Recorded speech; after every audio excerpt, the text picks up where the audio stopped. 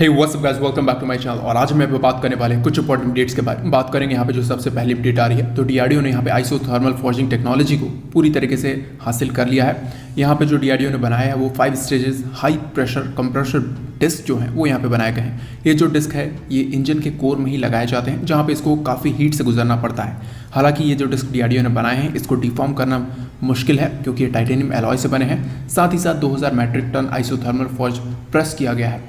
तो आप कह सकते हो ये जो डिस्क बनाए गए हैं ये काफ़ी अच्छी क्वालिटी के हैं। ये जो टेक्नोलॉजी है डीआरडीओ को, ये डीएमआरएल ने दी थी, और साथ ही साथ अब यहाँ पे ये जो टेक्नोलॉजी है वो दी जा चुकी है मिधानी ग्रुप को, यानी कि मिस मिधानी को ये जो टेक्नोलॉजी है वो दी जा चुकी है। और यहाँ पे करीबन 200 के नंबर्स में जो बल्क क्वांटिटी है उसका यहाँ पे ऑर्डर दे दिया गया है। तो पॉसिबल है कि आने वाले कुछ समय में इसकी जो डिलीवरी है वो भी शुरू हो जाएगी।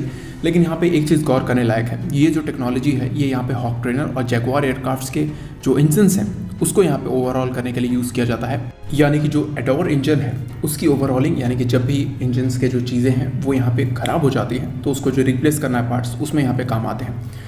लेकिन यहाँ पे कुछ चीज़ों को ध्यान से अगर आप एनालाइज करोगे तो आप पाओगे कि जिन जिन प्रॉब्लम्स पे जो कावेरी इंजन ये फेस कर रही थी, यानी कि कावेरी इंजन का जो हॉट कोर टेक्नोलॉजी है, ब्लेड्स हैं, उन सभी चीज़ों की जो प्रॉब्लम्स हैं वो अब धीरे धीरे शॉर्ट आउट होती जा रही हैं। यानी कि जो पार्ट्स हैं वो डीआरडीओ बना रही है, कुछ जो पार्ट्स हैं वो डीएमआरएल बना रही है, कुछ मिधानी लिमिटेड्स बना रही हैं। तो ये जो सारी चीज़ें हैं ये धीरे धीरे करके शॉर्ट आउट होती जा रही हैं, और आने वाले जो समय में यहाँ पे पॉसिबल दिखता है कि डीआरडीओ कावेरी इंजन को दोबारा से रिवाइव कर सकती है।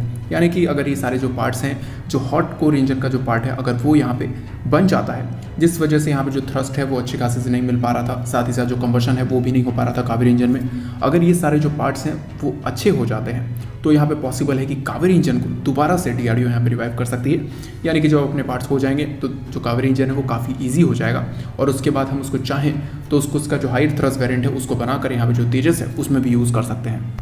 अब बात कर लेते हैं यहाँ पे जो नेक्स्ट अपडेट है वो यहाँ पे बॉम्बर की तरफ से आ रही है। तो आप सभी लोगों को एक बात पता होनी चाहिए कि यहाँ पे यूनाइटेड स्टेट्स के पास B1 लैंसर और साथ ही साथ B2 स्टेल्थ बॉम्बर्स मौजूद हैं। साथ ही साथ यहाँ पे पीपल लिबरेशन आर्मी एयरफोर्स और साथ ही साथ उनकी नेवी के पास भी जियान क्लास के S2 सबसोनिक स्टेल्थ बॉम्बर्स हैं, जिसको वो सोवियत एरा के TU-16 जो डिज़ाइन है उससे यहाँ पे रिप्लेस कर रहे हैं। साथ ही साथ जो रशिया है वो भी यहाँ पे पाक्टा स्टेल्थ बॉम्बर है वो यहाँ पे बना रहा है।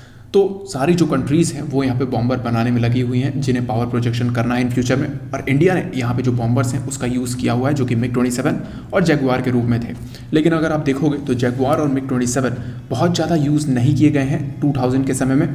यानी कि अभी अगर आप देखोगे तो जैगुआर के कोई भी मिशन सामने नहीं आते हैं। हालांकि जैगुआर ने वॉर में एक अच्छी भूमिका निभाई है, लेकिन कोई बड़े मिशंस जैगुआर ने परफॉर्म नहीं किए हैं।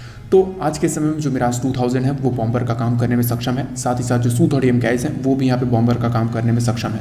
यहाँ पे बात कही गई कि फेस बाय फेस जो कि हमारे ड्रोन्स बनाए जा रहे हैं, यानी कि घातक यूसीवी बनाए जा रहे हैं। तो पहले कहा गया है कि जो स्विफ्ट यूसीवी है वो बन के तैयार होगा, उसके बाद जो फेज़ 2 होगा उसके वहाँ पे जो घातक यूसीवी है वो बन के तैयार होगा, जहाँ पे जो कावेरी इंजन है वो यहाँ पे लगाए जाएंगे, जिसका जो प्रोडक्शन है वो पॉसिबल है कि 2024-25 तक शुरू हो सकता है, या फिर हो सकता है कि थोड़ा और टाइम लग जाए। जो कोई भी एग्जैक्ट डेट जो है वो यहाँ पे अभी इसके लिए फाइनलाइज नहीं की गई है। साथ ही साथ यहाँ पे ये कहा गया है कि जो फेज़ 3 होगा वहाँ पे स्टेल्थ बॉम्बर्स जो घातक यूसीवी के जो मैंड वर्जन होंगे, जो कि थोड़े बड़े होंगे साइज में, वो यहाँ पे बनाए जा सकते हैं।